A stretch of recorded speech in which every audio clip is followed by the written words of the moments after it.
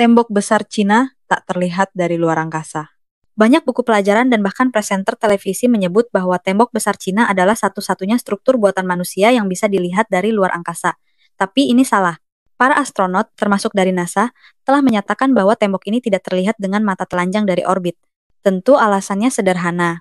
Warnanya menyatu dengan alam sekitar dan lebarnya tidak sebanding dengan panjangnya. Dan ironisnya nih, mitos ini begitu kuat karena diulang-ulang sejak awal abad 20, terutama di buku anak-anak dan majalah populer loh. Tembok besar memang simbol kekuatan peradaban Cina, tapi dari luar angkasa, bandara atau jalan raya jauh lebih mencolok dibanding tembok ini.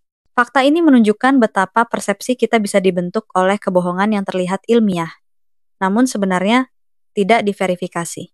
Jadi, bukan soal besar atau kecilnya suatu benda, tapi bagaimana narasi membentuk cara kita melihat dunia.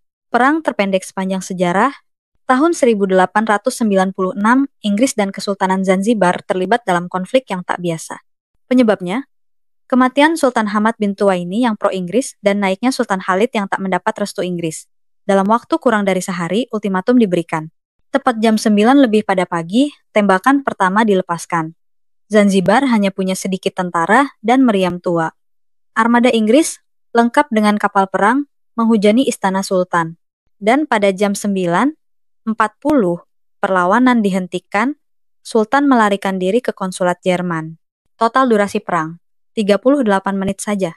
Kerugian di pihak Inggris, nihil. Di pihak Zanzibar, 500 korban.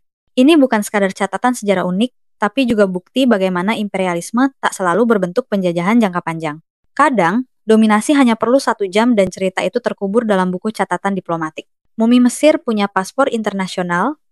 Tahun 1974, pemerintah Mesir ingin memindahkan mumi Firaun Ramses II ke Paris untuk perawatan konservasi karena mengalami kerusakan jamur.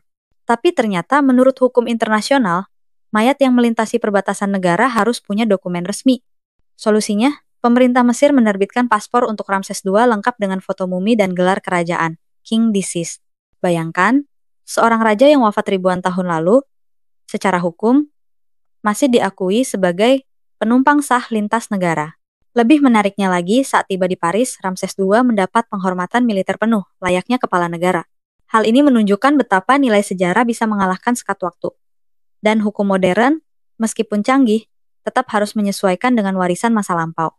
Napoleon tidak pendek, hanya salah ukur. Selama ratusan tahun, Napoleon Bonaparte dijadikan simbol sindiran untuk orang bertubuh pendek yang ambisius. Tapi ini hanyalah kesalahpahaman. Napoleon memiliki tinggi sekitar 169 cm, yang normal untuk orang Prancis abad ke-18. Mitos ini muncul dari perbedaan satuan ukuran Prancis dan Inggris. Ukuran 5 kaki 2 inci menurut sistem lama Prancis setara dengan 5 kaki 7 inci dalam sistem Inggris. Tapi media Inggris yang anti Napoleon sengaja menyebarkan gambaran bahwa ia kerdil untuk merendahkan citranya. Ironisnya, propaganda itu begitu efektif hingga merembes ke budaya pop hingga hari ini. Dari sini kita belajar, sejarah bukan hanya soal apa yang terjadi, tapi bagaimana itu diceritakan. Dan narasi bisa memanipulasi persepsi publik lebih kuat dari fakta itu sendiri. Orang kuno tahu bumi, itu bulat sejak lama.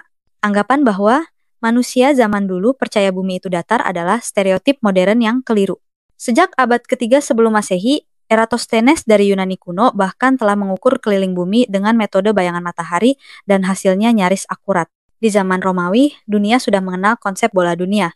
Bahkan pelaut Arab dan ilmuwan Muslim seperti Al-Biruni juga mendukung gagasan bumi bulat. Anggapan bahwa orang zaman dulu bodoh baru populer saat zaman Renaissance untuk menunjukkan superioritas sains modern. Padahal, sains kuno punya dasar logika dan eksperimen sederhana yang cerdas.